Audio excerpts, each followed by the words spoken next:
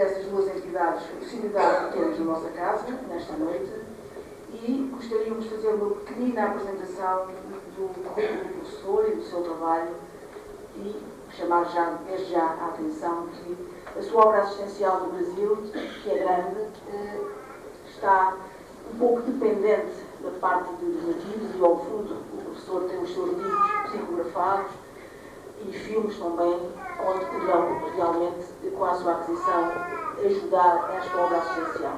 Todo o produto da venda do que lá está atrás é todo para a obra assistencial do professor Raul Teixeira. Bom, e então o nosso convidado é licenciado em Física e é professor universitário de Física. Pedro, põe lá esse andar, está chufo, desculpa.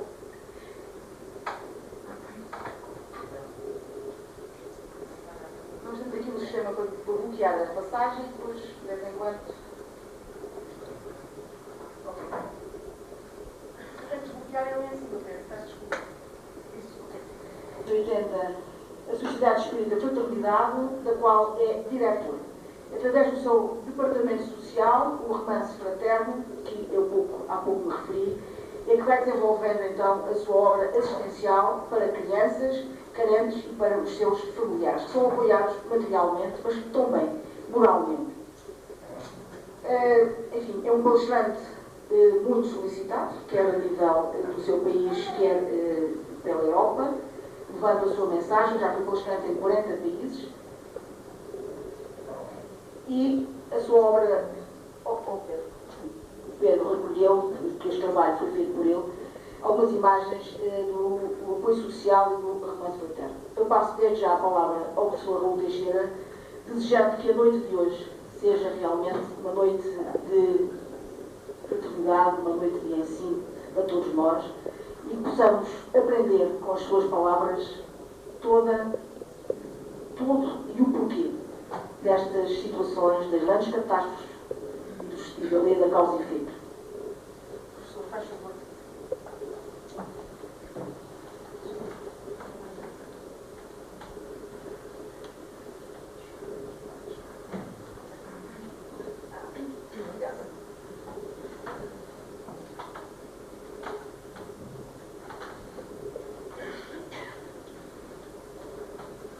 Prezadas irmãs, prezados irmãos, pedimos para que o nosso Pai Celeste e o nosso amigo Jesus de Nazaré nos possam abençoar nesta noite.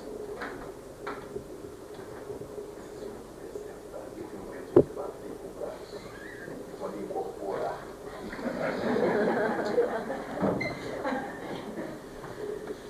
O tema que nos cabe desenvolver nesta noite é desses temas muito importantes na pauta do conhecimento espírita.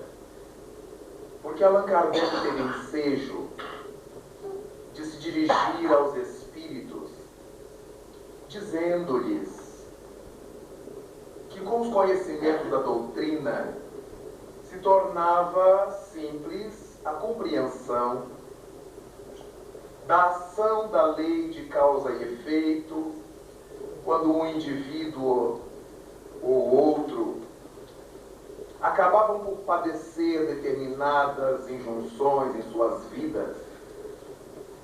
Era fácil admitir que essas injunções estariam atreladas ao seu passado próximo ou ao seu passado remoto.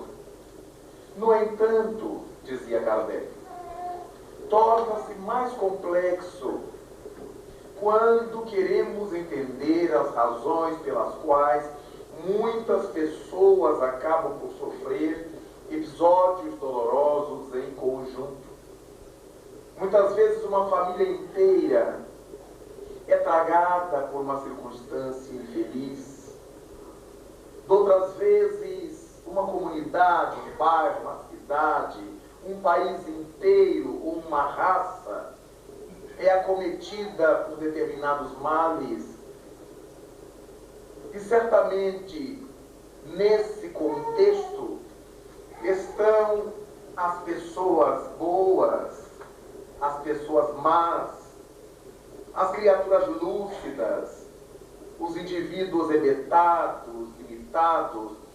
Então, por causa dessa miscelânea de situações, Kardec entendia que para a compreensão geral havia uma certa dificuldade. Diante do seu questionamento, de sua pergunta, uma das entidades do trabalho da falange do Espírito de Verdade veio responder-lhe na Sociedade Parisiense de Estudos Espíritas. O Espírito escreve uma longa mensagem e se assina com o nome Clélia de Plantier. E o Espírito Clélia de Plantier faz com que Allan Kardec observe que o raciocínio que ele usou para uma pessoa ou duas sofrendo certo tipo de dificuldades na vida poderá ser usado para entender também porque sofre uma família inteira, uma comunidade, seja o tamanho que tenha. Explicando que cada criatura, cada indivíduo atua dotado do seu livre-arbítrio. E porque é dotado do seu livre-arbítrio, ele pode cometer desatinos isoladamente. Ele comete seus erros, conscientemente ou não conscientemente, mas ele comete seus erros. Digamos uma pessoa que se decida a usar tabaco, a fumar, e justifica de todas as formas. Eu fumo com meu dinheiro, eu fumo porque eu gosto, eu fumo porque me tranquiliza, eu fumo. Mas ele fuma, é ele que fuma. Independentemente dele prejudicar quem esteja no ambiente com ele está causando um problema a si, fundamentalmente. Está destravando as patologias e criando problemas à sua saúde atual e futura. É muito comum que o tabagista acabe a existência corporal, pelo menos com aquele famoso pigarro, com os problemas brônquicos, com os problemas da garganta, gástricos, gastrointestinais, com os enfisemas. E mais do que isto, porque os estudos médicos vão demonstrando que muitos tabagistas acabam por ter hipertensão ou ativá-la, por amputar membros, por sofrer uma série de tragédias, já nesta mesma vida. Então é óbvio que nós estamos percebendo um indivíduo cometendo um desatino, ele consigo mesmo. Alguém que resolva, por sua livre deliberação, escrever um livro contra alguém, e esse livro acaba por prejudicar esse alguém, ou lançar uma notícia na internet, uma mensagem mentirosa, no sentido de danificar a imagem de alguém, como está em moda hoje. Mas foi ele que fez, ele quis, ele decidiu. Ele é responsável por esses desatinos. É natural que nesta mesma vida ou no futuro, essa criatura sofra as consequências do que ela fez consigo mesma, ou ela fez por sua livre deliberação. Aquele tabagista, o exemplo que citamos, poderá voltar desde bebezinho, carregando as marcas da asma, da bronquite, do câncer. E as pessoas pouco entendidas poderão afirmar, mas como é que Deus faz isso com um anjinho? Porque quem não conhece as teses reencarnacionistas, imagina que o bebezinho que nasceu, nosso filhinho lindo de morrer, é um anjinho. Deus acabou de produzir aquela pérola e mandou para nós. Há muita gente que não passa a ideia de que é um espírito velho, milenário, cheio de achaques, cheio de problemas, que vão desbordar muitos deles agora no novo corpo. É o tabagista de ontem. E a mãe e o pai correm com ele para o médico pediatra de madrugada por causa da asma, por causa da bronquite, por causa disso, e tome remédio, e tome tratamento, e tome... Por que esse bebezinho já apresenta tanto problema? Porque o bebezinho é o corpo. O espírito é milenário, é velho. E todos os erros que ele aprontou e que prejudicaram-no, certamente que agora afloram. Muita gente me diz assim, meu avô fumou até 90 anos, logo não tem problema nenhum. Mas vamos ver como é que ele volta. Aí é que a coisa complica. Eu não acredito nisso, que minha tia é freira, nunca fumou e teve um câncer de pulmão. Mas ela é freira para ver se baixava o facho da exibição passada. E esse câncer de agora é o resultado. Então, a lei da reencarnação nos faz ver isso. Clélia de Plantier, eu estou citando a página dela e desenvolvendo o raciocínio da doutrina. Ela diz que esse indivíduo que pode errar ele sozinho, e naturalmente ele responderá sozinho, poderá cometer erros junto com a sua família. Digamos que a família incite, os pais incitem ao filho, se apanhou na rua, bata também. Qualquer coisa traga que eu resolvo. Não traga desaforo para casa. Essas coisas que a gente encontra na educação, para baixo, em tantas famílias. Muitas mães dando aos filhos educação machista. Larga isso aí, isso não é para homem não. Você não é mulherzinha, tem muita mulher nessa casa. Então, desenvolve no filho certos hábitos machistas de inoperância, de não colaboração. E o menino, a criança, aprende aquilo. A família toda investe nessa proposta.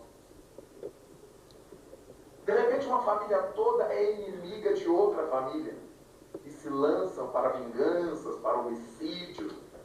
A família toda vende muamba, né? Vende coisa de terceira dizendo que é de primeira. A família toda ganha dinheiro assim, cada um achando que é mais esperto que o outro. Logo, a família toda se compromete naquele mesmo estilo de vida. E volta depois a família toda reunida para, em conjunto, resgatar o erro familiar. É dessa forma que nós achamos muitas famílias em que todos os seus membros têm câncer aos 40 anos de idade. E passam longos anos da vida lutando com esse câncer, até pergunta que nos faremos aos apologistas da genética neste caso.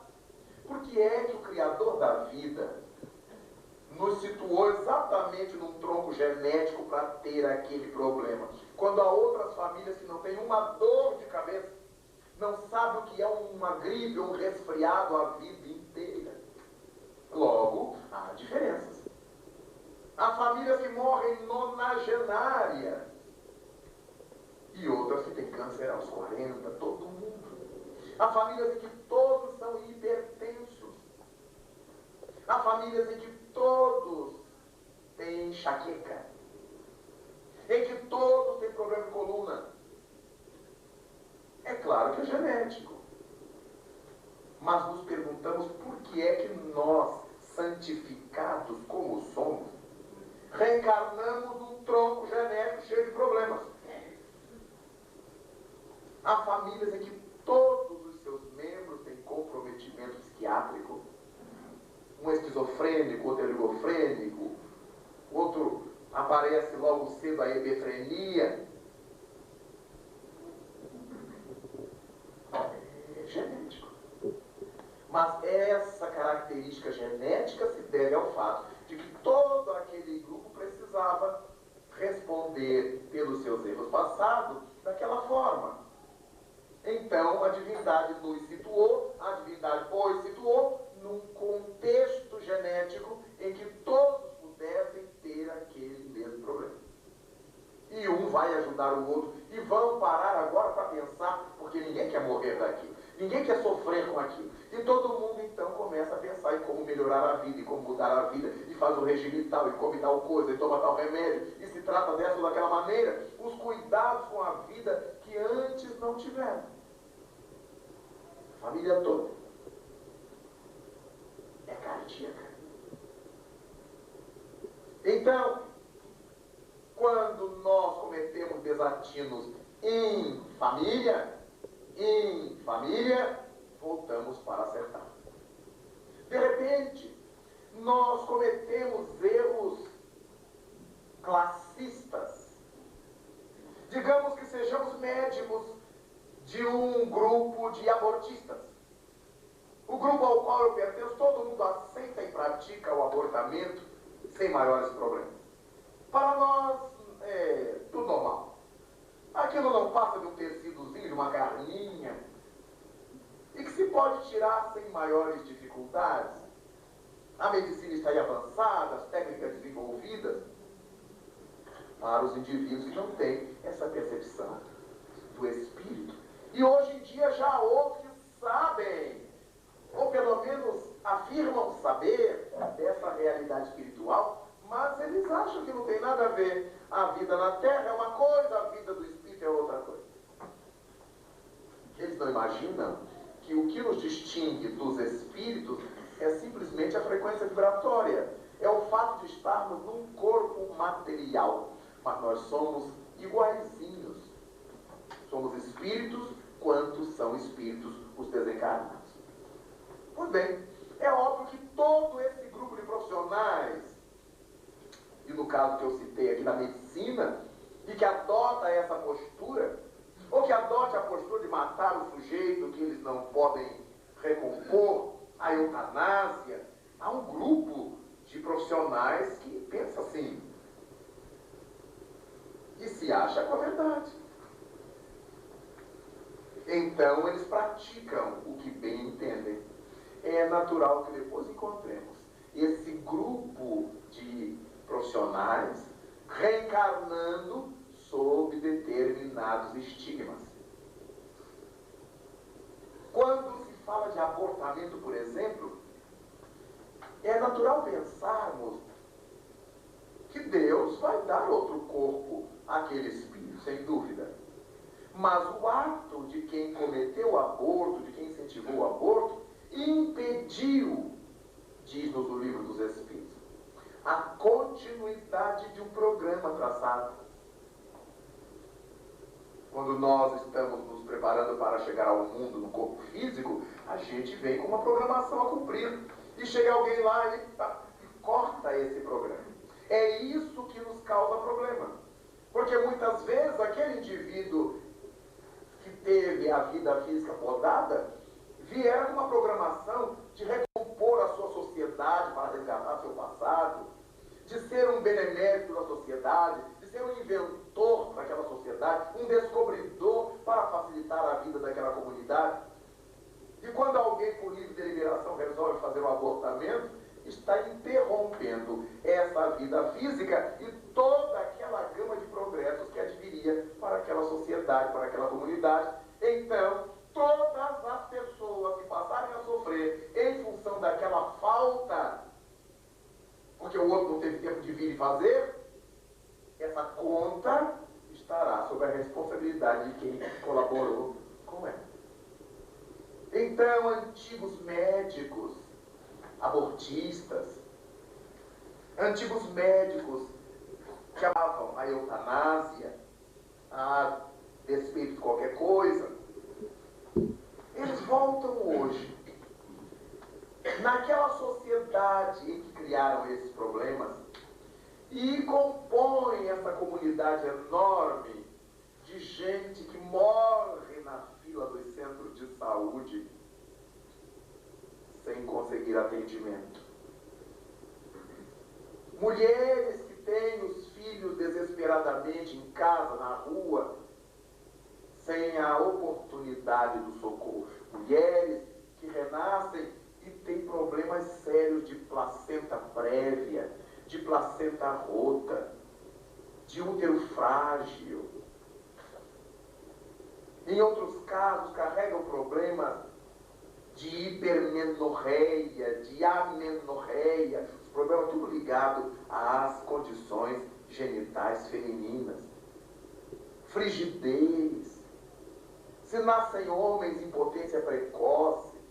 E os complexos psiquiátricos, os problemas psicológicos que acompanham essas dificuldades físicas. Porque a mulher que tem essas dificuldades de procriar, ou de se relacionar com seu companheiro, ou de encontrar um companheiro, naturalmente que isso afeta o psiquismo. Os homens também. Imaginemos um moço de 20 e poucos anos já carregando a impotência precoce, enquanto a sociedade cobra dele casar, montar família, e ele também. Então, ao lado do problema orgânico, tem o problema moral, que a pessoa sofre.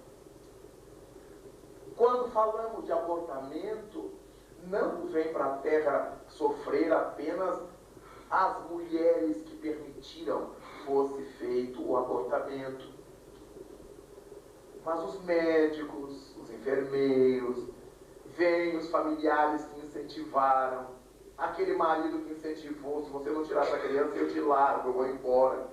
O namorado, que era todo livre, mas na hora não quis assumir. Era liberdade só para fazer, mas não para assumir. Então, todo o pessoal envolvido virá envolvido nessa problemática. Desse modo, todo aquele grupo de antigos profissionais da saúde volta na comunidade com dívidas a pagar nessa área de saúde. Embora a sociedade tenha o dever de atender, mas exatamente eles renascem ali pela possibilidade que terão de não serem atendidos. Porque Jesus Cristo nos disse assim: o escândalo é necessário, o problema é necessário, dada a nossa condição evolutiva. Mas ai daquele que o provoque.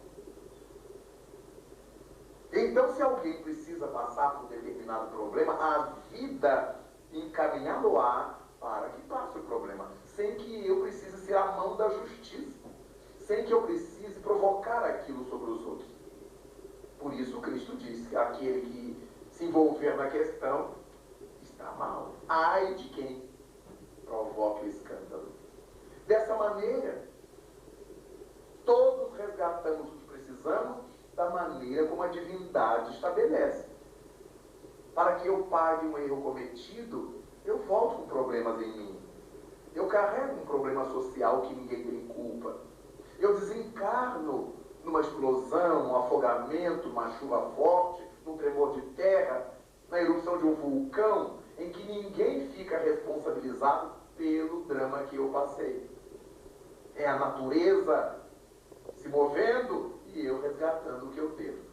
Mas se chega alguém e bota uma bomba onde eu estou para explodir tudo, e não espera o vulcão, e não espera o tremor de terra, é claro que esse que pôs a bomba fica responsável por essas mortes. E ele cria um problema para si. Se for um grupo de pessoas pensando do mesmo jeito, o problema está criado para um grupo de pessoas que volta. Então nós ficamos pensando, quando falamos, por exemplo, que Hitler, há 60 e poucos anos, matou milhões de judeus, isso não é verdade. Hitler deu a ideia que centenas de generais dele aceitaram. Então não foi o Hitler que matou, Hitler e os seus sequazes. Porque quando eu recebo uma inspiração, se ela for negativa, eu posso rechaçá-la. Mas se eu a aceitar, eu sou tão negativo quanto o inspirador. Se eu recebo uma inspiração positiva para fazer uma coisa boa, eu posso rejeitá-la. Mas se eu a aceitar, eu serei tão nobre quanto quem me inspirou. Por isso que a gente fica com o mérito, por isso que a gente fica com os débitos. Porque se alguém me diz assim, vai ali e mate, eu digo, de matar ninguém. E saio da sintonia. Mas se eu resolvo enrolar, a ideia já não é de quem mateu. A ideia agora é minha, e eu aceitei. Eu passei recibo. Eu comprei a ideia. Agora ela é minha. Do mesmo modo, quando um benfeitor nos inspira uma coisa boa e eu vou e faço, o mérito já não é do benfeitor. É meu que aceitei. Eu estou dizendo que eu sou do bem, como o benfeitor o é. Então o mérito é meu. É dessa maneira que nós estamos o tempo todo ouvindo as propostas de Jesus para ver se a gente faz. Se a gente fizer, o mérito não é de Jesus, o mérito é nosso. E se a gente não fizer, o pepino também não será de Jesus, será nosso. Então, o tal do livre-arbítrio nos leva para esses problemas sérios. Quando hoje nós ficamos olhando lá para aquele continente africano, tão amado e tão abandonado pelos próprios africanos, e vemos em alguns lugares aquelas minas explosivas terrestres que foram ali sepultadas durante a última guerra, ou durante muitos conflitos que houve nesses países. Ninguém sabia onde é que estavam essas minas enterradas. Na atualidade, os indivíduos que vivem ali, que nasceram ali, caminhando pelos campos, crianças brincando pelos campos ou pelos ares, perdem parte do corpo, perdem os pés, perdem as pernas, perdem os braços, as mãos. Quando consideramos a lei de justiça divina, quem são essas pessoas que estão voltando para viver nesse lugar cheio de minas terrestres explosivas? Dá tempo de serem aqueles que puseram as minas ali. São jovens, homens, mulheres, com muito menos de 60 anos, que tiveram tempo de ir ao além, se dar conta do que haviam feito e serem trazidos de volta. Vai nascer lá. O escândalo é necessário, mas ai de quem o provoca. Então estamos vendo uma comunidade inteira sendo vitimada por determinado problema mecânico, bombas no chão, ou por determinado problema de saúde. Todas as pessoas que nascem em determinada região sofrem carência de iodo, então tem bófio, como no Nordeste do Brasil, em algumas partes. Por que esse grupo todo tem bófio? É falta de iodo, mas por que esse grupo nasceu ali onde haveria aquele problema? E a falta de iodo determina o aparecimento de vários outros problemas. Por que a divindade impôs para renascer naquele grupo de pessoas? Toda uma comunidade, expiações coletivas. O grupo cometeu desativos juntos, todos juntos. O grupo resgata junto. Mas há uma coisa muito interessante, porque de repente nós vivemos num país e a nossa cidade é preconceituosa. Digamos que eu vivo num lugar onde não se aceitam turcos. Preconceito étnico. Ou num lugar, numa comunidade que não se aceitam negros. Ou que não se aceitam chineses, amarelos. É óbvio que esse não aceitar passa de pai para filho, né? Isso é cultural. Como as brigas entre árabes e judeus. Cultural. Eles não sabem por que estão se matando. Uma história que começa lá longe antes de Cristo, com a velha história do lendário Sansão, destruir uma comunidade com uma queixada de bulbo. Desde lá essa história vem seguindo. Vejamos, está introjetada no inconsciente coletivo de árabes e judeus. As criancinhas já são treinadas a matar e a morrer, a virar tochas humanas, bombas humanas.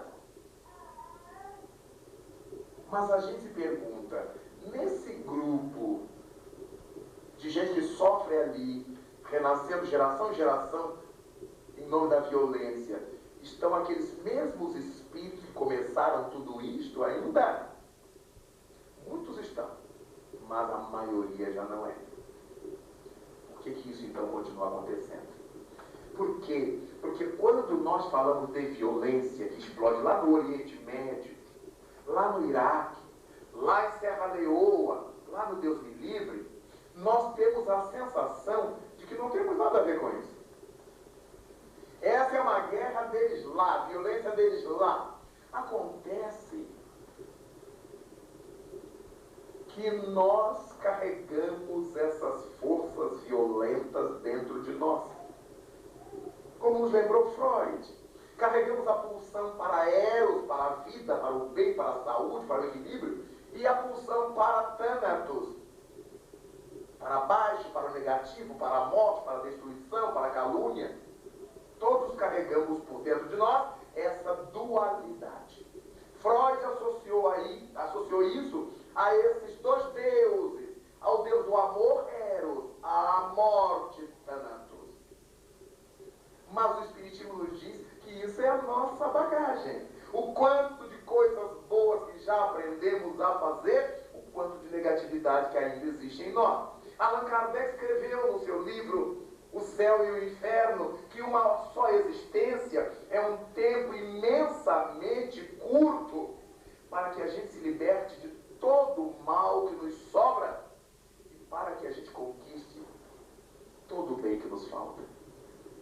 Então nós renascemos.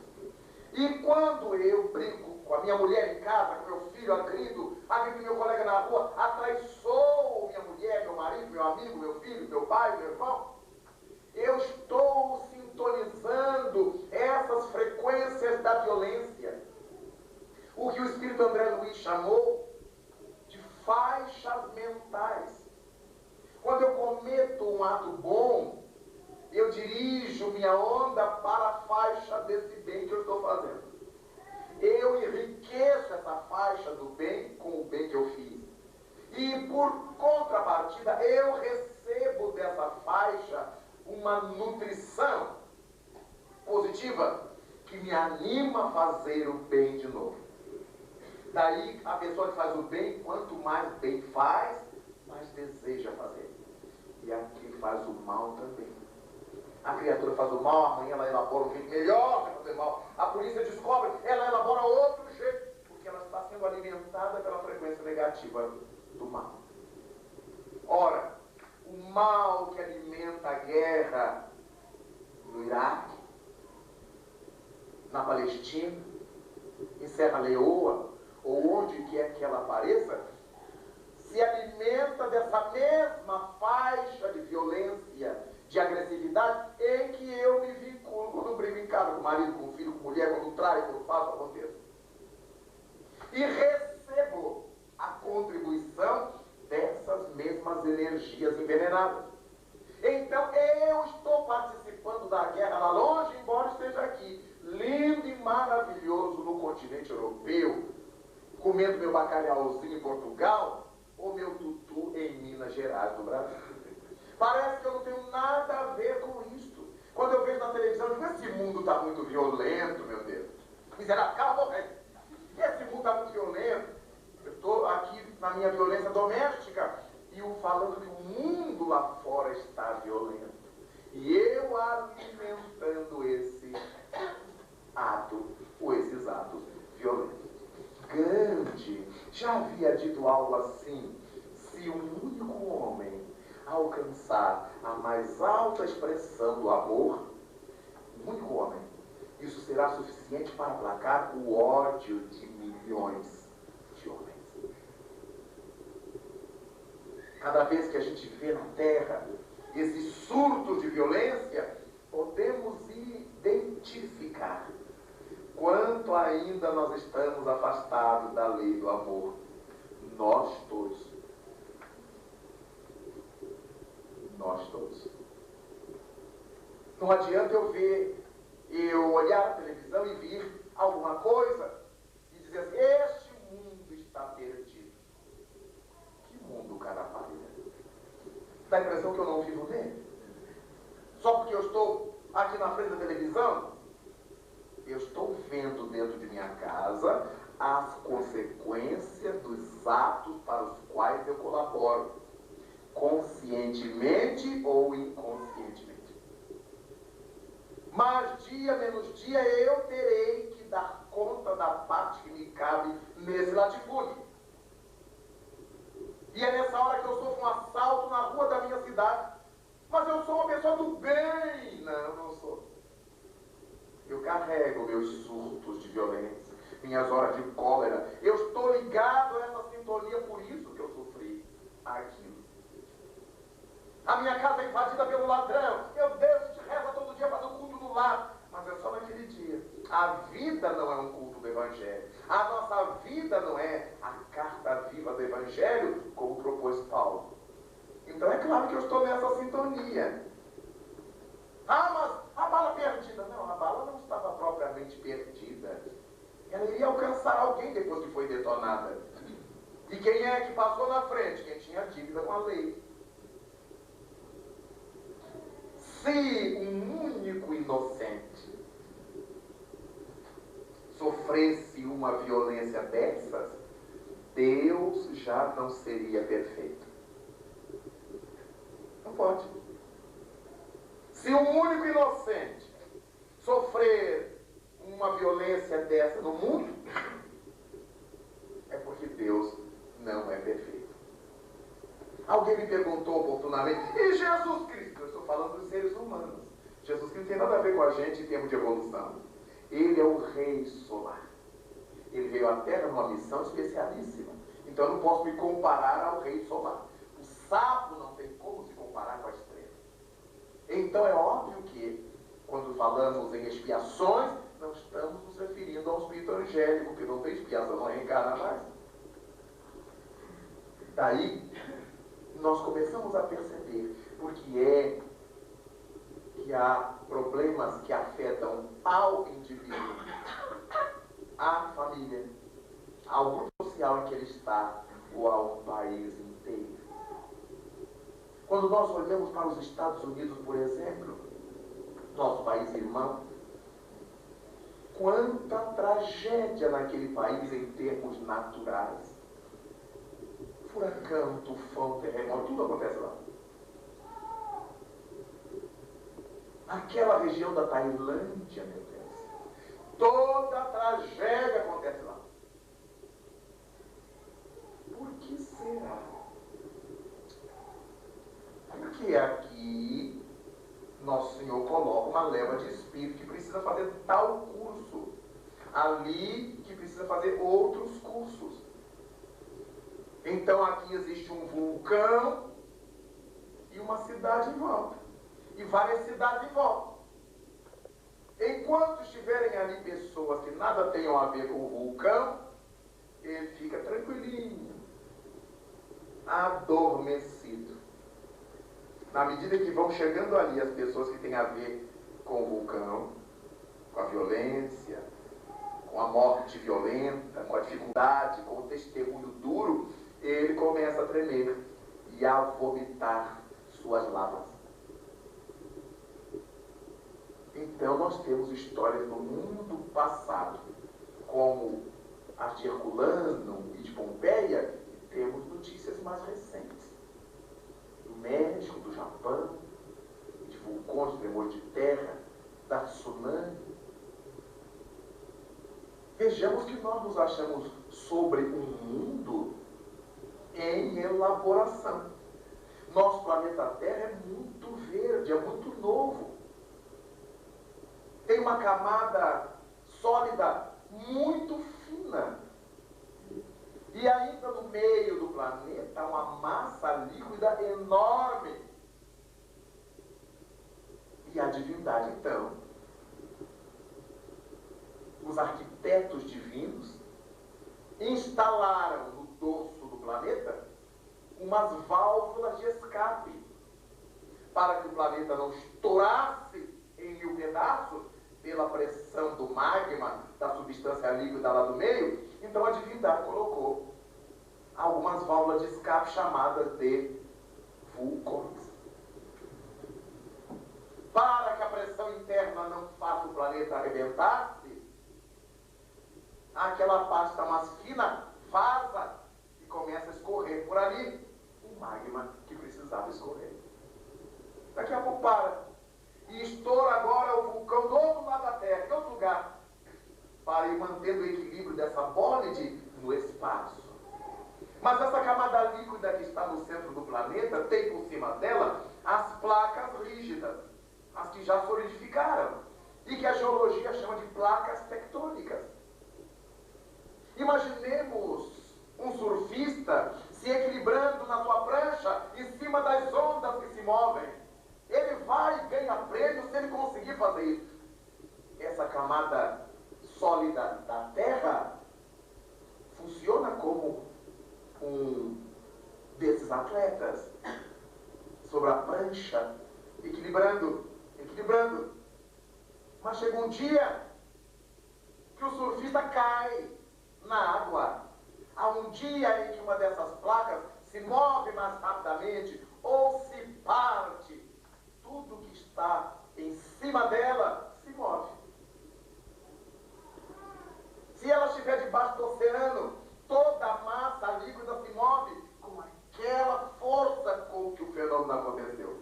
E as ondas que se formam lá embaixo, elas vão se potencializando até chegar em cima. Elas são gigantescas e nós as chamamos assim de tsunamis, superondas. Mas pode ser que essas placas se partam ou se movimentem bruscamente em outra parte, e nós temos os tremores de terra, e tudo que estiver em cima parte, cai, dependendo da intensidade que hoje a ciência mede por meio da escala Richter. Quanto mais alto o grau, mais violento o tremor, o terremoto. Então nós começamos a ver que nenhum de nós está fisicamente seguro em cima deste planeta. Mas há pessoas que nascem, crescem e morrem sem nunca terem sofrido uma sacudidelazinha, sem nunca ter visto a onda do mar, muito menos de tsunami. Então essas criaturas têm outros tipos de acertos a fazer com a vida. Mas há outras pessoas que acabaram de arrumar a casa, ela treme de novo. Acabaram de comprar tudo que a água levou, e da água volta e carrega tudo de novo. E curioso é que as autoridades vão retiram dali para um lugar seguro, mas algo dentro delas arrasta de novo para ali. E ocorre tudo outra vez, e move gente outra vez. É como se a criatura fosse chamada por um magnetismo para ficar naquele lugar, ou para ir àquele lugar. Então, quando pensamos na lei de causa e efeito, e nos flagelos coletivos, nos acidentes coletivos, estamos diante de indivíduos que carregam o mesmo tipo de título. Os espíritos oportunamente me deram uma imagem muito curiosa, porque eu perguntei: eu tenho que ir nesse ônibus, dê um jeito, eu tenho que ir nesse ônibus. E aí alguém troca: pode ir, meu senhor, vai, entra lá. É o ônibus que despenca, é o ônibus que explode, ou o avião. E aqueles que não estão com a mesma emissão, que não liberam o mesmo fluido, não se sintoniza com aquele lugar, com aquele ambiente, com aquelas pessoas. Eu acho que não vou hoje não. Acho que vou trocar meu horário, eu vou mais tarde. Ah, eu acho que eu vou desistir. São essas pessoas que a gente depois ouve no noticiário, que estiveram no balcão, que trocaram a passagem, que venderam para outro, que não quiseram ir, que perderam, que ficaram presas no trânsito.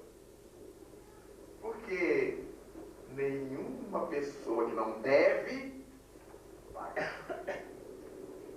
Só paga quem deve. Porque a cada um é dado conforme suas obras. Quando a divindade reunir, por exemplo, como falei no começo, todas as pessoas que cometeram abortamentos para que resgatem em conjunto, elas não cometeram abortamento juntas. Eu fiz aborto nela, ela fez aborto em mim, eu fiz aborto nele, ele fez aborto em mim. Não, são os aborteiros de todo lugar, que renascem ali naquela região, onde, por exemplo, vai haver uma energia decorrente dos minerais dali, dos vegetais dali, do psiquismo dali, que vai impor às pessoas desarmonias glandulares, desajustes hormonais. Nós podemos ter isso em função da região em que a gente vive. Quem vive no litoral tem certos problemas, quem vive na montanha não tem. Mas quem está na montanha tem certos problemas, quem está no litoral não tem. Porque tudo isso está matematicamente ajustado pelas leis divinas. A terra e a vida na terra não existe por acaso. Mas não podemos chegar ao desplante de imaginar as minudências já estão determinadas por Deus. Exemplo. Se nós nos decidirmos em fazer uma incursão pela floresta, vamos fazer um passeio ecológico pela floresta X. Todo mundo que entra numa floresta sabe que pode dar com a testa num galho, cair um galho na cabeça, ser picado por cobra, por um inseto. Todo mundo sabe disso. Tropeçar num cipó no chão, se arrebentar, pensar que está pisando no chão, ali é um bocado de folhas em cima de um buraco. Todo mundo que entra numa floresta está sabendo que poderá encontrar tudo que existe na floresta. Se uma serpente nos pica, não cabe a gente pensar assim, ah, na outra encarnação eu piquei alguém. Na outra encarnação eu mordi a cobra. Seria o auge da doideira. Ora, se eu estou na terra e na floresta é lugar desses animais, e eu quero entrar na floresta, eu estou sujeito. Faz parte da condição planetária existir aquele tipo de animal ali. Claro que eu vou, procuro soro, me trato bem. Isso não vai aumentar meus valores morais, nem vai diminuir meus valores morais, eu vou ficar por uma cobra. Então, não vamos chegar nesse ponto de esmiuçar tanto, de achar que tudo... Não, eu estou tomando esse café hoje, mas já estava escrito que eu ia tomar esse café. E ia ser café fraco. E ia ser frio. Porque na outra encarnação eu servi café fraco e frio para alguém. Ninguém vai chegar a essa patologia. O espiritismo não existe para isso. As coisas graves da nossa vida é que são determinadas com o nosso renascimento. Os espíritos nos dizem que há 4 pontos que costumam vir delineados para a nossa encarnação. O que a gente chama de programados. Mas são programações que a gente pode mudar. Então eles vêm delineados. O primeiro deles é o berço, a família em que nós vamos nascer. Nós nascemos na família que precisamos. Isso aí a gente consegue mudar. Muito difícil. Ah, mas eu não suporto minha mãe. Mas é a mãe que você merece. Eu detesto meu pai. É o pai que você mereceu. Ai, meu irmão, Deus do céu, ninguém merece. Merece, você merece. Você merece seu irmão merece você. Porque todos estão para crescer. Você está olhando com um olhar de briga e de indisposição, mas a divindade colocou-os juntos para acertar, para harmonizar, para reequilibrar. Então a família é o primeiro item que vem ajustado do mundo espiritual. Então eu sou atraído magneticamente para aquele grupo genético que carrega as possibilidades que eu preciso para dar conta das minhas dificuldades, para desenvolver meus valores. Aquela família será ideal.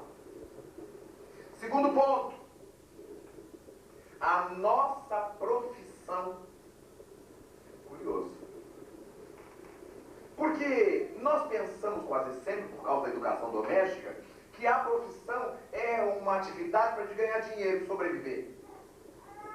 Mas os benfeitores da humanidade não entendem assim. Por isso é que a lei do trabalho é uma lei divina. Não é uma lei do Ministério do Trabalho, é uma lei divina. Então por que a gente tem que trabalhar? Cada qual de nós é um espírito que vem de múltiplas encarnações com bagagens diferentes, com conhecimentos diferentes, com conquistas diferentes, com valores diferentes. Então a divindade, ao nos colocar todos juntos, deseja que nós troquemos entre nós esses valores. Eu ofereço minha contribuição à sociedade, fazendo o que eu sei fazer. E a sociedade me retribui com um benefício que eu aprendi a chamar de salário, para que eu possa viver na terra. Então há uns que sabem cantar, tem uma voz maviosa, tem uma melodia, sabem interpretar o instrumento. Então eles oferecem esse presente auditivo, esse presente sonoro à humanidade. E a humanidade lhes retribui, na medida em que gostam, para que ele sobreviva com aquela função. Há outros que vêm para a Terra com esse ideal de salvar vidas, de tratar os doentes. São chamados de médicos. Mas isso lá longe eles eram chamados de bruxos, de feiticeiros, da tribo, de pajés. É esse pajé antigo que deu ensejo ao esculápio de hoje, ao senhor doutor, à senhora doutora em medicina. Então nós começamos a ver que esse espírito, no meio de tantas bagagens, nessa encarnação ele quer usar essa para ajudar a sua comunidade. E qual a importância de um médico? Meu Deus, ninguém viveria sem um médico. Mas de repente nós vemos o alfaiate, a costureira. Quem é que ia viver sem essas criaturas? Então é aquilo que ele sabe fazer melhor, que quer oferecer à sociedade, em nível inconsciente, já foi ajustado lá antes dele vir. O outro é engenheiro. Se não fôssemos engenheiros, a gente não estaria neste prédio, a gente estaria na nossa casa, a gente não estaria nas estradas, a gente não viajaria de ônibus nem de avião, porque tudo isso é feito por engenheiros, nas suas respectivas especialidades, cada um dando o que sabe. Eu sou engenheiro que vou trabalhar com a energia elétrica, eu sou engenheiro que vou trabalhar com os planejamentos, eu sou engenheiro que vou trabalhar com os cálculos matemáticos, eu sou engenheiro que vou trabalhar com as barragens. Olha quanta coisa! Então o trabalho profissional tem diante dos bons espíritos esse valor de nós prestarmos uma colaboração à sociedade. E a sociedade nos retribui com o salário.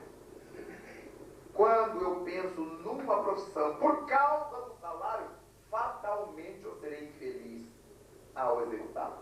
Então eu não trato as pessoas bem, porque eu quero dinheiro das pessoas, eu não quero me doar a elas. Quase sempre quem faz uma profissão, porque a família obrigou para ganhar dinheiro, para ser importante, tem um hobby ao qual se dedica. Eu tenho no Brasil 2 amigos juízes de direito, que o grande amor deles é no fim de semana, eles não saem no passeio, não lugar nenhum, conserta o sapato da família toda. Cada qual na sua cidade. Eles gostam é daquilo, de ser sapateiro. Entendem tudo sapato. Visitam feira de sapato, exposição de sapato, compram revista de sapato. São juízes de direito. Porque na família tem que ter um juiz, não pode dizer uma coisa dessa. Então eles foram escolhidos para ser o juiz, mas eles queriam ser sapateiros. Entendem, cuidam, tratam, sabem de tudo sobre sapato. Outro amigo que eu tenho é engenheiro, um dos mais notáveis do Rio de Janeiro. Mas ele não vê a hora de chegar sexta-feira para ele ir para a fazenda dele, porque o hobby dele é a apicultura. Ele ama a abelha. Ele sabe tudo sobre a abelha. Um dia eu cheguei lá e ele me disse, Raul, vem aqui ver uma coisa linda. É lindo aí. Ele cavucou assim o chão e me mostrou um tubo de barro. Eu não conhecia aquela abelha. Parece um mosquitinho. Faz um mel maravilhoso dentro daquele tubo de barro debaixo do chão. Ele me disse o nome na ocasião, eu já esqueci, porque eu não sou especialista em abelha e não guardo essa agricultura toda na cabeça. Tenho medo até da ferroada. Então, mas eu nunca tinha visto, eu não sabia que existia essa abelha. Mas existe. E me mostrou um livro onde tinha várias outras abelhas.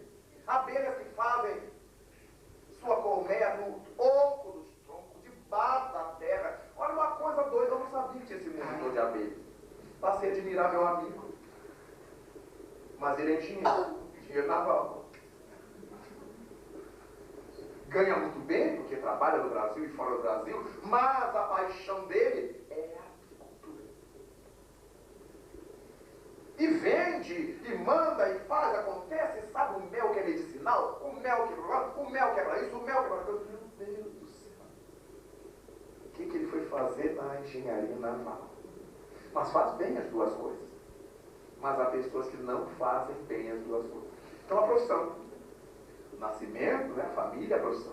Terceira coisa que vem delineada é o casamento. Ou não, né? Porque é graças à união na Terra que nós vamos dar conta de um lado muito sério da nossa existência. O reencontro da família. A formação da família. Então nós precisamos encontrar aquela alma ligada a nós. Não é que já veio assim amarradinho, grampeadinho, mas aquela cuja sintonia eu consigo captar. E pelo nível de desenvolvimento, é a pessoa com quem eu posso me unir. Dentro dessa programação cósmica de semelhantes que se atraem. A partir daí, eu tenho a esposa, o marido, os filhos, os pais, em função da estrutura da minha família. Aqueles que vêm para montar a família, eles emitem esse sinalzinho, né? Aquele sinal, aquele LEDzinho fica acendendo e apagando até que passa alguém. Ai, mas que moça interessante, que rapaz interessante. E um se aproxima do outro, um se aproxima do outro, às vezes com antipatia, que sujeitinho, é com ele que ela vai casar. Quando a moça se aproxima de um rapaz que ela põe muito defeito nele, é que ela está prestando muita atenção nele. Quase sempre os casais assim, quando eu conheci fulano, achei tão antipático. E foi com ele que ela casou, ou foi com ela que ele casou. Eu fico procurando alguém que eu acho muito antipático, mas até hoje eu acho muito simpático. Eu já vi que meu destino é esse, né? De ficar como eu estou. O casamento, então, é a terceira coisa que costuma vir delineada. Mas aqueles que não têm esse LED psíquico, não force a barra. Ah, mas eu gostaria tanto de casar. Mas se não apareceu, não saia caçando. Porque poderá pegar a primeira fera que aparecer. Casar-se para cumprir um papel social é terrível. A gente se une a alguém que a gente encontrou lá dentro. Não, porque todas as minhas filhas se casaram, eu tenho que casar. Todos meus amigos se casaram, eu tenho que casar. Isso é uma tolice. É uma ingenuidade. E é um perigo. Ah, mas eu já tenho 30 anos, vai ter 40, 50, mas não fica na paz. O que é nosso virá. Se não vier, não estava no nosso programa. Ficar solteiro, querendo casar-se, faz parte da nossa expiação. Várias vezes que eu conversei com o Chico Xavier, nosso saudoso Chico, ele me disse que seu sonho de menino era ter uma família grande, casar-se, ter muitos filhos. A mesma coisa com o Divaldo Franco. E eu cheguei a namorar uma moça porque ela me disse que toparia ter os 12 filhos que eu queria ter. Minha mãe teve 6, eu queria dobrar. Eu acho lindo aquela mesa enorme, com o menino gritando, e a mãe desesperada, pela boca, mexe aí, come, põe no prato, tira a mão, essa coisa toda eu acho bonita. Principalmente quando eu vejo com os outros, eu acho lindo. Mas eu queria ter isso na minha vida. Nosso Senhor achou que eu não devia ter 12, e sim 200. E desse modo, os nossos programas foram mudando. Aquilo que estava na nossa cabeça não era propriamente aquilo que a gente tinha arrumado no além antes de voltar. O casamento, então, está na nossa pauta. E a quarta coisa é a desencarnação. Por que a desencarnação? Porque a nossa desencarnação corresponderá ao nível dos nossos débitos, ao nível dos nossos valores, ao bem que a gente já conquistou ou ao mal que a gente ainda está atrelado. Então verificamos que da profissão ao casamento, à desencarnação, tudo isso nós podemos interferir. Eu posso ser apaixonado por uma pessoa com a qual eu não quero casar, eu quero casar com a outra, que eu não tenho tanta paixão, mas ela é mais bonita, ela é mais rica, ela é mais poderosa. Eu posso alterar isso. Eu posso ter a tendência para ser apicultor, mas a minha família quer que eu seja padre, freira, monge, budista, etc, eu vou ser. Eu posso alterar esse programa. Mas então quando eu altero, eu sofro castigo? Não. Porque eu posso não ter me casado com Mariazinha, porque eu senti amor, e me casar com a Terezinha, porque eu tenho interesse, mas eu vivo dignamente com a Terezinha. Eu trato bem das coisas que ela tem. Eu gosto das coisas que ela tem, mas eu respeito, eu trato bem. Eu não me conspurco. E eu acabo fazendo uma boa reencarnação ao lado dela. Eu posso não ter me tornado o apicultor que eu queria, mas eu sou um excelente, um honesto engenheiro naval, que cumpre meus deveres, sirvo a sociedade do mesmo jeito. Então não significa que o fato de eu ter mudado de rota, que eu perdi a encarnação. Há muita gente fanática que bota isso na cabeça. Nós perdemos a oportunidade, quando deixamos de cumpri-la, para fazer o mal. Mas se eu deixo o bem para fazer o bem, eu estou bem. A doutrina espírita reflete o olhar da divindade, que é de misericórdia.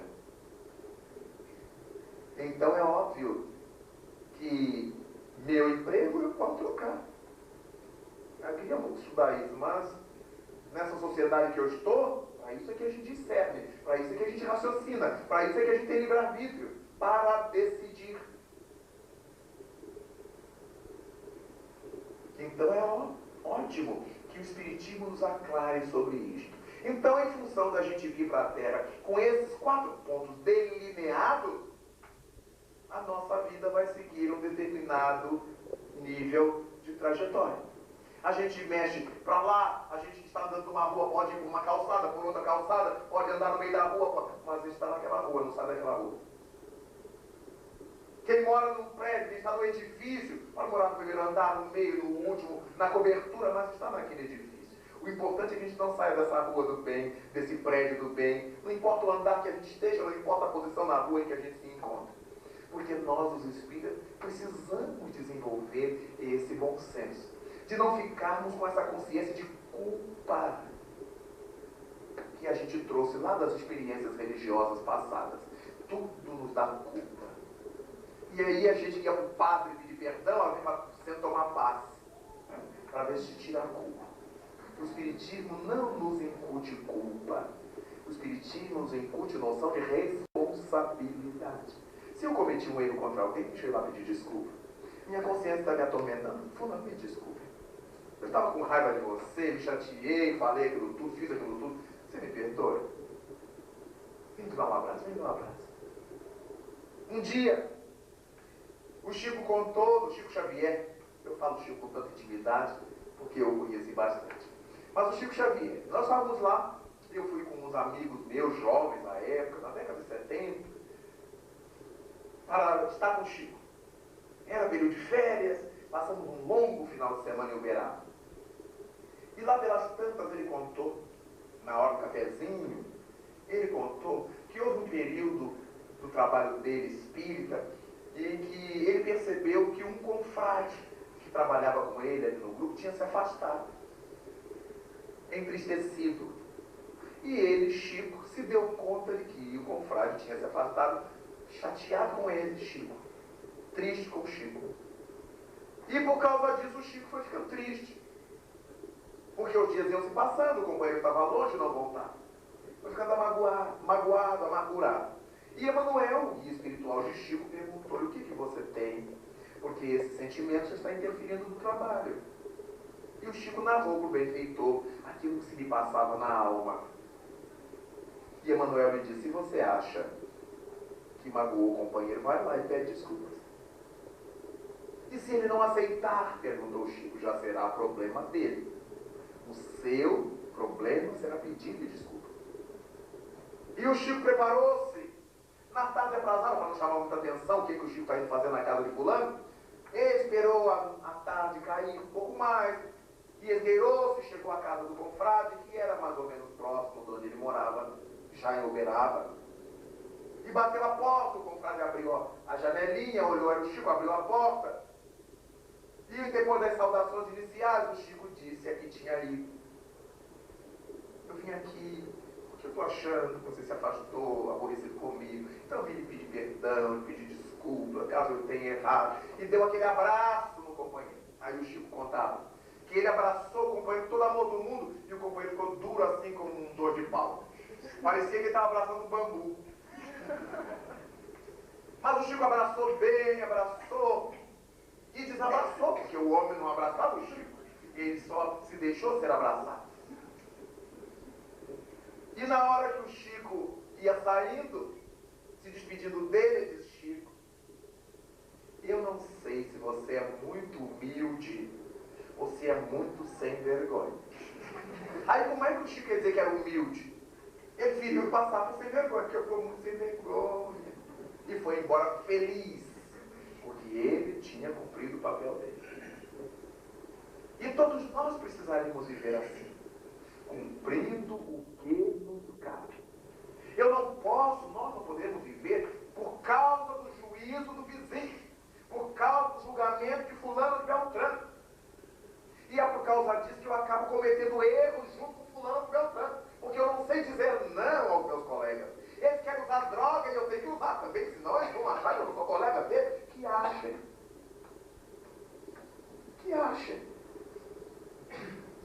Fulano vai cometer tal coisa, eu tenho que cometer junto, senão eu não sou amigo. Não, amigo não é o que faz bobagem junto. Amigo é o que respeita o outro, é o que entende o outro, mas que não faz tudo o que o outro faz.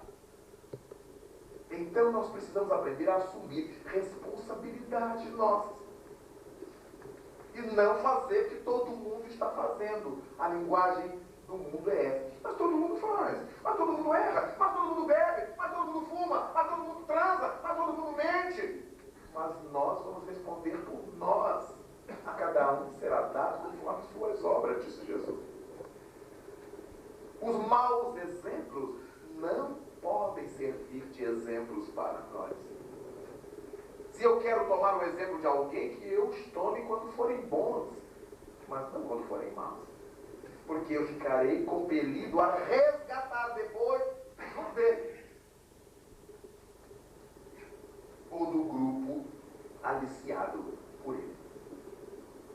Nós somos capazes de fazer um bom caminho terrestre. Temos conhecimentos suficientes para isto. O Espiritismo nos apetrecha com esses conhecimentos. E que se a gente não os tenha, porque não tem a dignidade de estudar o Espiritismo, usufrui, tira proveito, toma paz, quer conversar com guia, quer receita, mas não assimilar o Espiritismo para viver melhor, para sermos mais úteis no mundo. Este é o problema da gente com o Espiritismo. Não é que o Espiritismo seja fraco, o centro espírita não tem a força. Não é o Espiritismo que tem que ser forte, é a gente que tem que ser. Então, quando pensamos nas expiações coletivas, pensemos naquele psicoímã, porque haverá um dia que o Senhor deverá arrastar todos os preguiçosos guarulhos, os maledicentes, todos. Mas é natural que haja, por parte da divindade, esse psicoímã que arraste todos os homens de bem. Como disse Jesus, quem é do bem entende a minha voz. Na hora que o pastor chama as ovelhas, todas correm ao seu encontro. Aqueles que amam a verdade entendem a minha voz. Pilatos lhe pergunta: e o que é a verdade? E Jesus Cristo silenciou. Porque a verdade não é uma coisa que se diz, é uma filosofia que se vive para ser feliz. Daí, para nossa conveniência humana, vivermos com todos, mas não copiarmos todos. A cada criatura tem liberdade de fazer ou de deixar de fazer o que quiser. Nós também. É muito comum que as mães nos procurem se queixando dos problemas com seus filhos e nos dizem assim: meu filho se perdeu, professor, por causa das más companhias. Invariavelmente eu lhes pergunto: e o que é que seu filho santo estava fazendo com as más companhias? É porque ele era uma má companhia também para os outros. Muitas esposas me dizem: meu marido passou a beber por causa dos maus colegas. Por que os maus colegas não ficaram abstêmios por causa do bom marido que a senhora tem? Por que sempre a gente é que copia o mal? Por que os maus nunca nos copiam no bem?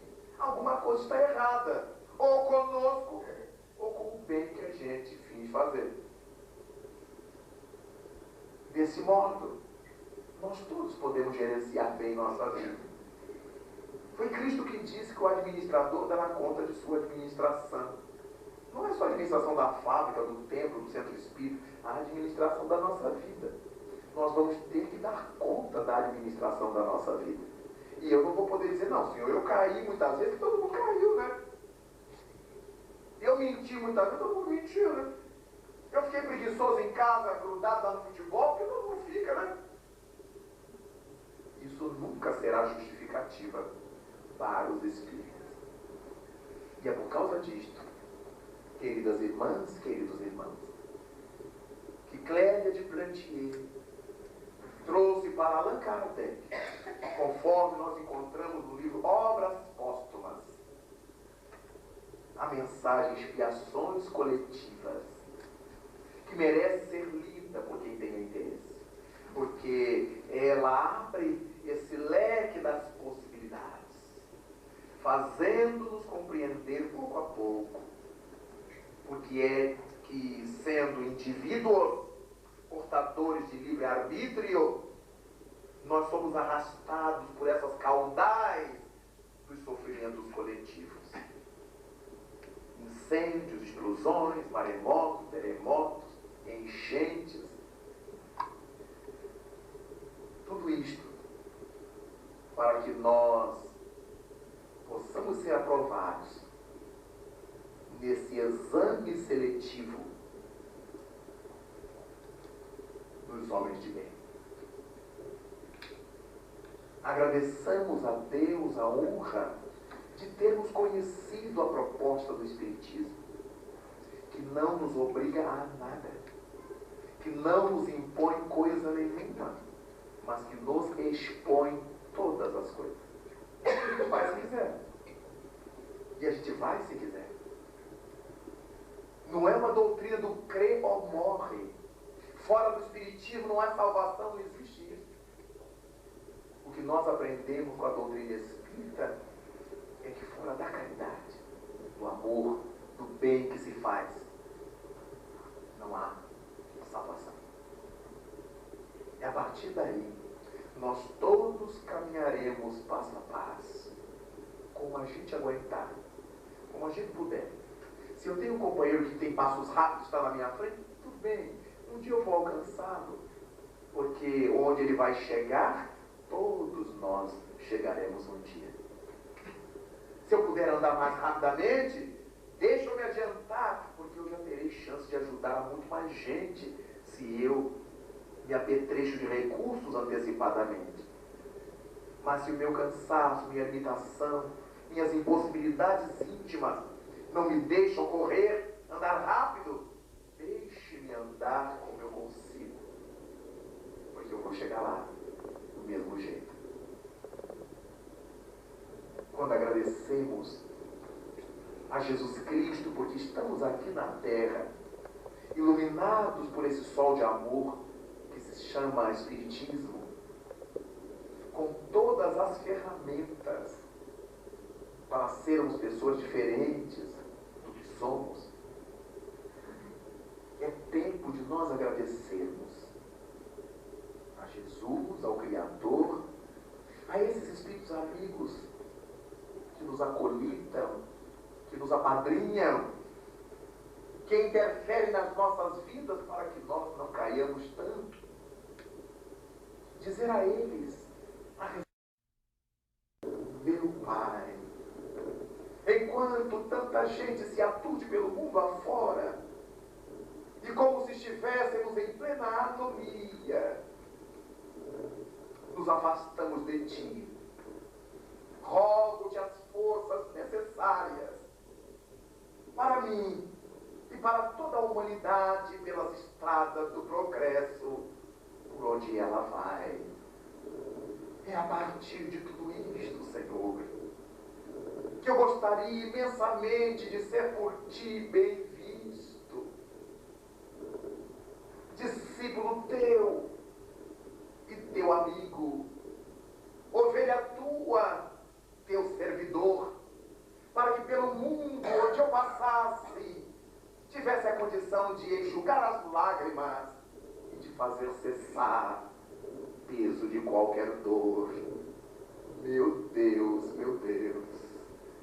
quando olho sobre nós todas as constelações, quando sinto abraçar o meu amigo, o pulsar do seu bondoso coração, eu penso no coração das alturas, na força do bem, nessa notável estrutura que Tu nos deste para que aqui vivêssemos a terra. E com todo esse amor que a Tua mensagem me encerra, que Te posso pedir nessa hora de crise, que Te posso rogar nesses tempos de dor, se não for, Senhor, a honra de servir-Te e de espalhar amor. E é por essa razão, quando ouvimos ao longe os cânticos distantes da Galileia, quando escutamos as trombetas da Era Nova, as lições do Espiritismo que nos ajudam nas provas, só temos então é que Te agradecer pelo Teu Natal, por teres vindo ao mundo, por esse amor tão profundo, por essa assistência, por esse acompanhamento. Obrigado, Senhor, porque penetras o meu sentimento. Obrigado, Senhor, porque me aturas.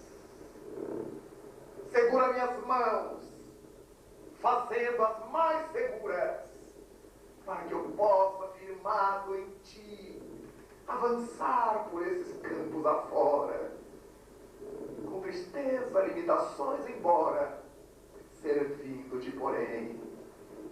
E agora, quando ouvimos as vozes celestes, os cânticos do além, queremos falar-Te, amigo devotado, segue ainda ao nosso lado e deixa-nos dizer-Te, cheios de emoção: Ave Cristo.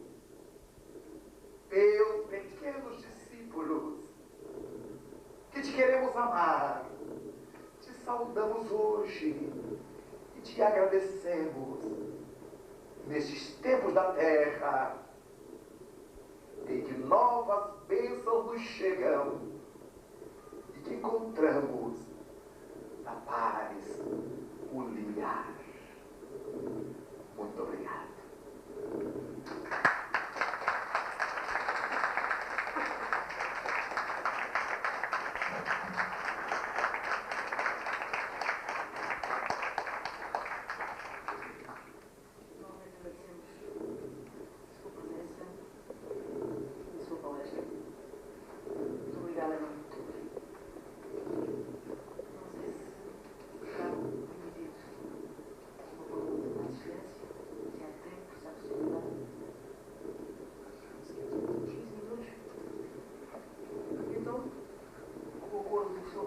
Há 15 minutos. Há 15 minutos de esclarecimento, de uma forma diferente da assistência. Se alguém quiser fazer alguma pergunta curta, precisa, concisa, objetiva, o professor fará o favor de responder. Quem quiser falar, levante o dedo para nós podemos lá levar o microfone.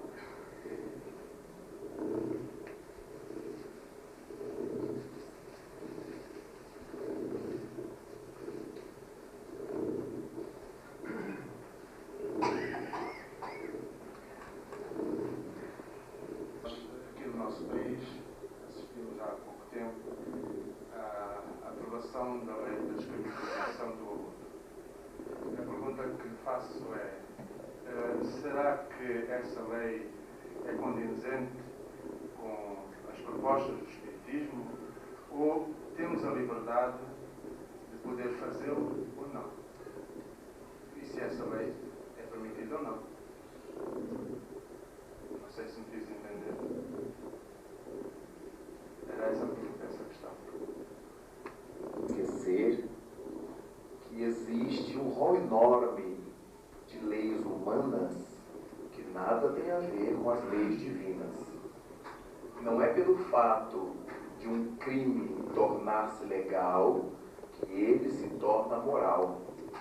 E nenhum espírita de juízo se perguntará: eu posso fazer aborto já que é legal? Pode. E depois aguente, porque o psicoímã vai passar. É muito importante que nós tenhamos maturidade, como disse Allan Kardec, para entender se o espiritismo é necessária a maturidade do senso moral. Porque daqui a pouco se legaliza o uso da maconha, e os espíritas, não vou usar porque é legal. Mas é imoral, continua sendo um vício. Do mesmo modo que a cachaça é livre venda, mas é um vício, é uma droga.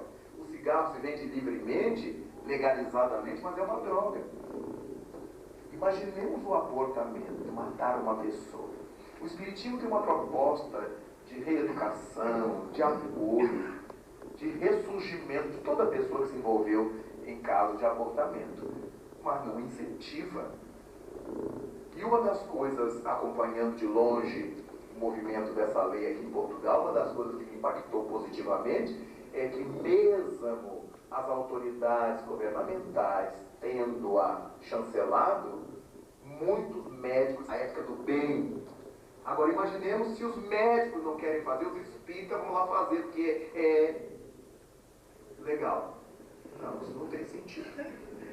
Nós sabemos a distinção que existe entre aquilo que é legal e aquilo que é moral.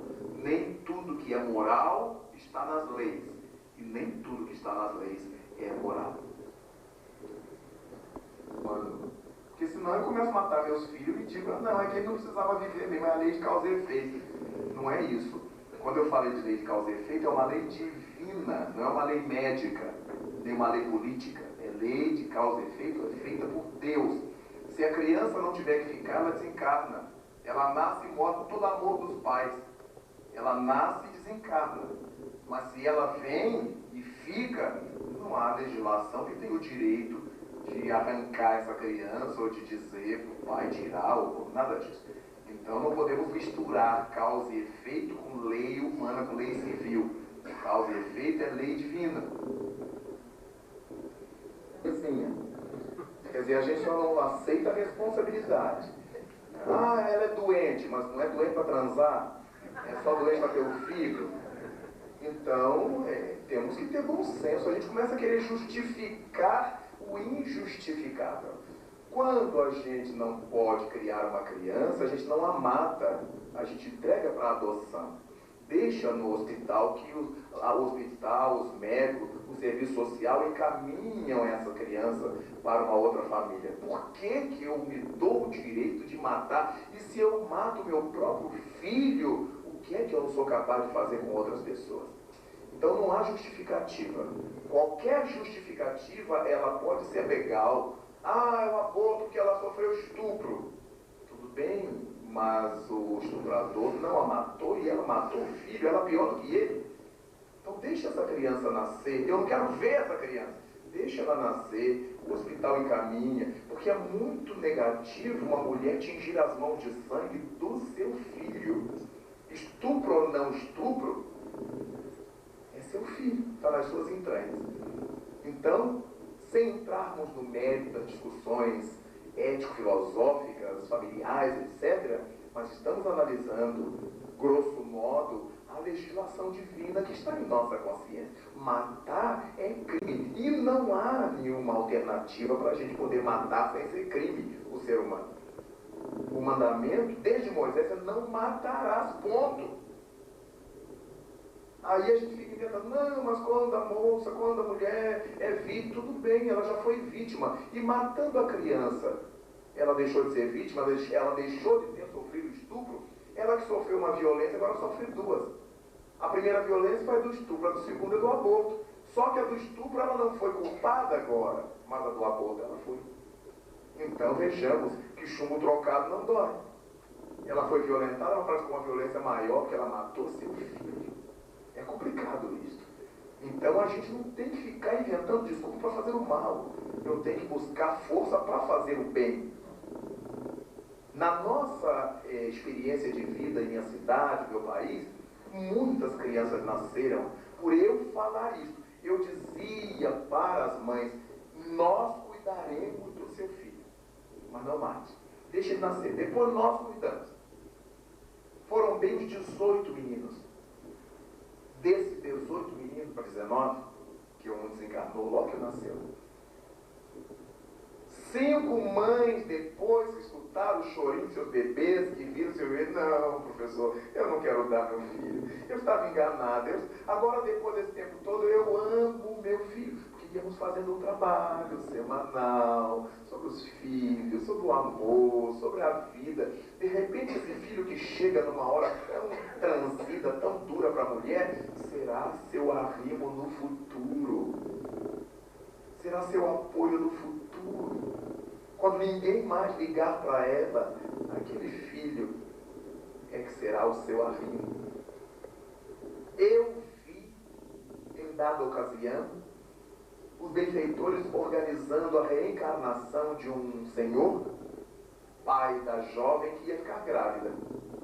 Ela sonhava com seu pai, tinha saudades imensas do seu pai. Longo trecho de sua vida, ela foi criada pelo pai, porque ficou órfã. E então o pai desencarnou, ela entrou em pânico. Então os benfeitores organizaram a vinda do pai, através dela. Ela ia identificar naquele filho um amor tão grande.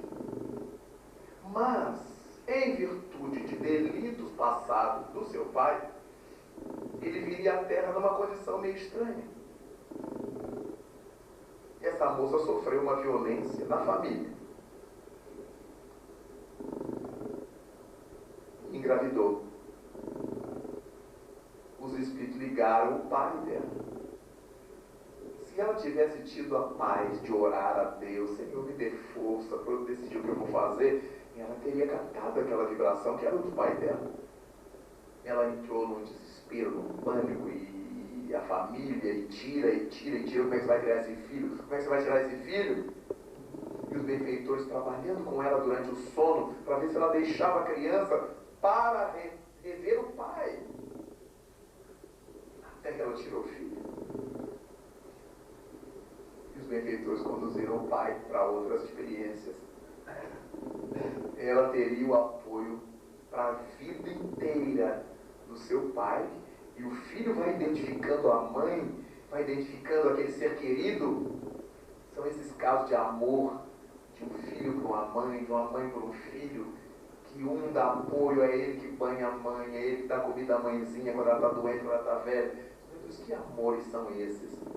Amor de evolução, amor de integração, mas é o amor, paciência. De modo que, qualquer que seja a circunstância que tenha levado a mulher à gravidez, não mate seu filho, deixe nascer. Diga de antemão, não quero saber. Ofereça seu ventre como se fosse um ventre de aluguel. Depois que nascer, eu não quero nem ver. Mas não mate. Ao longo dos 9 meses lunares, a divindade vai trabalhando a mente da mulher. A sociedade vai mostrando coisas belas a ela. Ela vai sentindo emoções inusitadas. Possivelmente, quando nasce esse bebê, ela não tenha mais coragem de dá-lo. Matar nunca, minha gente. Não existe possibilidade da gente matar e viver feliz.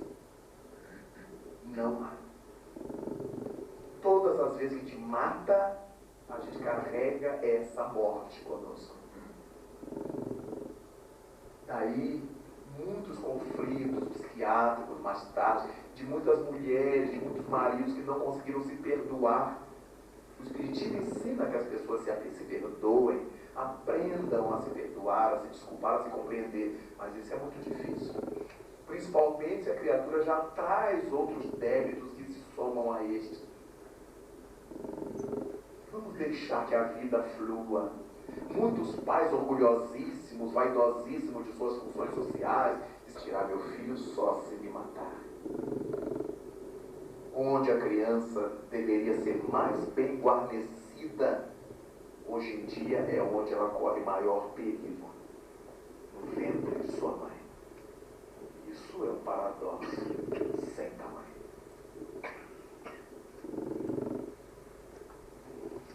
Possível referir sobre a eutanásia em Portugal, ou pelo menos já se vai falando sobre isso. A minha questão é a seguinte: nós percebemos como espíritas as consequências do ato de eutanásia. O que me faz ainda pensar um bocadinho sobre o ato eleitoral não, mas de decisão em termos civis, é até que ponto é que nós espíritas, ao nos pronunciarmos sobre aquilo que nós defendemos e que, para além de acreditarmos, sabemos que é verdade, não estamos a impor para as pessoas que não percebem uma verdade que elas não conseguem aceitar. Ou seja, não estamos a tratar o seu próprio livre-arbítrio. Por outro lado, compreendo que, não atuarmos neste sentido, podemos estar a tomar o mesmo ato que Pilatos fez quando disse que ele lavava as suas mãos. Não sei se me fiz compreender. Eu creio que sim. O que se passa na Terra, se eles legislarem corretamente ou equivocadamente, eles darão conta da sua administração. Os espíritas não temos que pesar sobre a decisão de ninguém, mas os espíritas fazem parte da sociedade e precisam dizer o que pensam, para que a gente não erre por omissão. No Brasil, com relação às leis do aborto, que também estão em tramitação, e tudo leva a crer que serão aprovadas, ou será aprovada, mas a Federação Espírita Brasileira, associada a outras religiões, realizou um ato com mais de 100 mil pessoas em Brasília, dizendo não ao aborto, com todas as explicações. A Federação Espírita Brasileira mandou ao Congresso Brasileiro, ao Congresso Nacional do Brasil, um documento elaborado por médicos, por juristas, com todas as formas de interpretação da questão para uma contribuição aos legisladores. Eles poderão ler, tirar algum proveito, jogar aquilo fora, mas os espíritas não teremos errado por omissão. No caso da eutanásia é a mesma coisa. Quem quiser fazer a eutanásia vai fazer. Como com lei ou sem lei, quem quer fazer aborto faz, sempre fez. Mas quando nós chancelamos, somos responsáveis.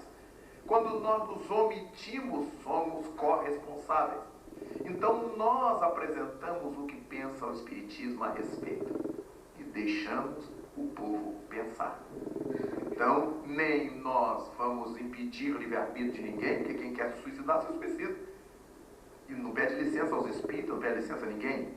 Então não será a fala do Espiritismo ou dos espíritos que vai impedir o livre-arbítrio de quem queira se matar. E em muitos casos nós verificamos que o problema da eutanásia não é simplesmente porque o doente já está sem possibilidade de cura, é que a família já não aguenta mais gastar, cuidar. Então entra o interesse pessoal também nisto.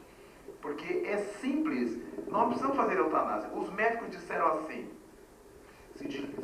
fulano só está vivendo que a máquina está ligada. Qual é o interesse dos espíritas nisso? Manter uma pessoa ligada à máquina ali, até quando? Então, doutor, é só isso, então desliga as máquinas. Fulano só está vivendo que a máquina está ligada. Mas se a máquina ficar ligada, a saúde volta, o organismo se recompõe? Não. Vai ficar a mesma coisa e a pessoa ali presa enquanto a máquina funcionar. Não tem sentido, não tem lógica. Isso não será eutanásia. Agora, se há possibilidades que o doente não tem paciência de esperar, ou a família não quer gastar, aí é outra conversa. Porque nós não podemos esquecer que a nossa medicina terrestre, em largos campos, ainda é regida pelas propostas materialistas. A nossa ciência oficial não admite a existência do espírito. Então, quando nós, os espíritas, falamos, eles riem da gente. Mas os espíritas estão falando, porque os católicos também falam, e eles não acreditam no espírito do mesmo jeito. Os protestantes também falam, eles não acreditam no espírito do mesmo jeito. Então, o mesmo lado espiritual que a igreja evoca, que os protestantes evocam, que os outros religiosos evocam, o espiritismo evoca, com a sua interpretação própria, mas evoca Deus, a alma, etc.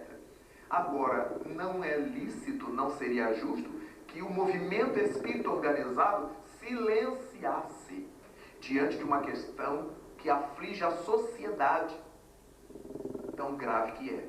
Então, cabe aos órgãos espíritas competentes mandar a sua contribuição. Agora, não vamos ficar na porta de quem quer fazer o aborto, ou quem quer fazer a eutanásia, fazendo pressão ou terrorismo. Não. Nossa palavra é essa, nossa visão é essa, nossa contribuição é essa.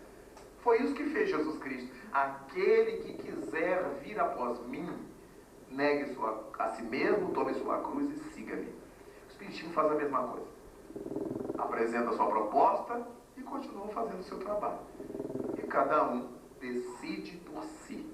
Em verdade, não são as leis que nos mandam matar ou deixar de matar. É a nossa índole. É a nossa índole. Então, o Espiritismo, como uma estrutura imbricada no meio social, precisa dizer à sociedade o que é que o Espiritismo pensa, como é que nós, os espíritas, pensamos. Dessa forma, meus queridos irmãos, eu lhes quero agradecer imensamente por terem aqui estado, pelo carinho, pela presença, depois de tantos anos sem vir pregar em Lagos.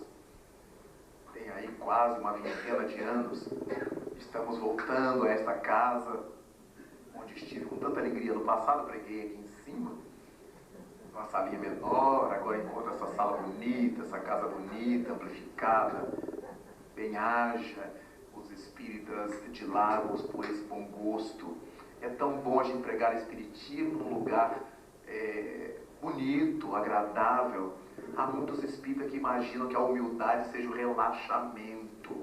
A gente entra no centro que está escuro, os fios de pendurado, aquele monte de papel pregado na parede, porque se confunde humildade com relaxamento. É tão bom quando a gente cuida bem do lugar onde a gente gosta de estar e onde a gente vai ficar um bom tempo. Então, eu quero transmitir meus parabéns, porque eu não conhecia a fachada do prédio, né? Eu sabia o número, mas já não conhecia a fachada do prédio, porque ficou bonita. É um trabalho do bem. A beleza faz parte das leis divinas. Tudo que Deus faz é de uma beleza contagiante. Meus parabéns a todos. E aqueles que estão se acercando do Espiritismo, os que estão vindo pela primeira vez, bebam mais dessa água lustral. penetrem nesses livros de Allan Kardec. Estudem com seriedade, reflitam, discutam para entender melhor. E que Ele, o nosso Mestre Jesus, nos abençoe, nos conduza aos nossos lares e nos dê a paz de que necessitamos. Muitíssimo obrigado.